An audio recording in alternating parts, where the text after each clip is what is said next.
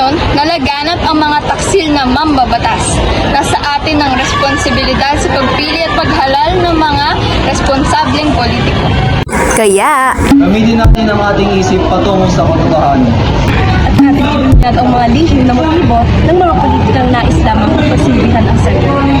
Kumilos tayo. Ang kinabukasan ng ating bansa ay nakasalalay sa atin. Mapunang kumustahan ang ulan ng ating bansa. Ating masasay maririnig. Ang tapat na pamahalaan. Kaya tayo'y bumot! Bumot. Bumot! Bumot! Bumot! Bumot! Bumot! Bumot! Bumot! bumoto ng tama!